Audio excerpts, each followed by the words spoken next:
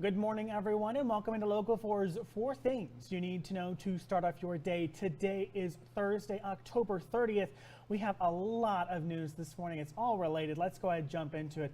We're going to start off with the government shutdown first. Let's go ahead and get that up here. Data from the USDA shows that nearly 42 million people rely on SNAP benefits each month to buy food, and more than half of those households have at least one child in them.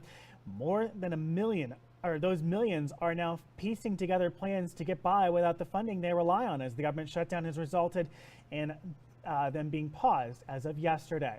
Those who use SNAP to feed their families will be able to use their remaining benefits left on their EBT cards, but as long as the government remains shut down, no new funds will be added. With a 13th vote to fund the government failing on Tuesday night, lawmakers like Nebraska Senator Pete Ricketts continuing to cast doubt and blame Democrats. A vote seems not much closer than it was at the beginning of the month, though some senators have said negotiations are going somewhere. The USDA does have a contingency fund for paying out SNAP benefits in emergency situations, but the department and Pete Ricketts say it is reserved for contingencies like natural disasters. And with SNAP payments not going out as scheduled, the Hastings Salvation Army is going through a bit of a transition phase and warning anyone that needs food from them might take a little bit longer than normal. The organization has seen a decrease in donations in recent months and now relies on the ability to purchase food from Walmart when needed to, but that ability to do so ends on Friday. It all has to do with the way that Walmart accepts payments. Currently, the retail giant has special cards that corporations and nonprofits can use. That program ends on October 31st. Hastings Salvation Army must apply for a new program before they have the ability to purchase bulk foods at Walmart for the time being. We should know that Walmart isn't the only place they have a card at. They can go to places like Russ's, but Walmart is one of the main places they do have cards at. Typically, this wouldn't be an issue for them, but they've seen a major decrease in food donations coming in, meaning that they have had to rely more on the purchases directly from Walmart.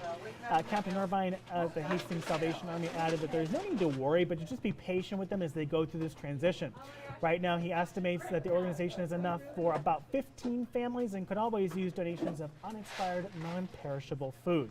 We reached out to Walmart's corporate office to learn more about what was going on, and they shared that their new program should make it easier for organizations to purchase goods online and in advance. Their representative is also working to get the Hastings Salvation Army in the new program as soon as possible.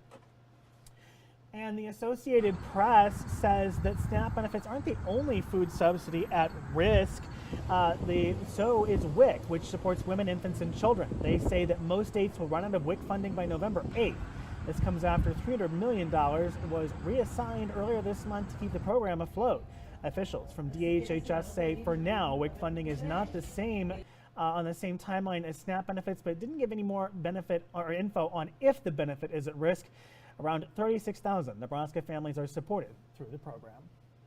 Let's go ahead and check our forecast now. Very cool start to this morning. Scraper alert out there for those of you who are like me and park outside. So make sure you give yourself an extra few minutes to get ready. Unlike I didn't know. So now I suffered. So you don't have to. Temperatures getting up into the low 60s today, depending on where you are. You might see 61, but I think 60 is probably going to be about where it is. We are going to have a cold front come through today, very weak cold front, lots of strong air coming from the north though, so it's going to feel a little bit cooler outside than it really is. Very few clouds to start off the day. Then tomorrow we're going to see temperatures up in the mid 50s for Halloween though.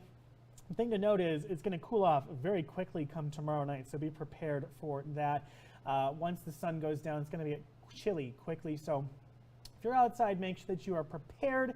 Make sure that you are dressed accordingly. It is Halloween, and so maybe put on a layer under that costume. Of course, though, unless that ruins your costume. I was one of those kids. The costume had to be accurate, so I feel the pain of those kids out there. Anyway, Saturday, 48 degrees outside, low of 30 on Sunday morning, 64 degrees, and then we're going to be in the mid-60s for about the rest of next week till we get into Wednesday.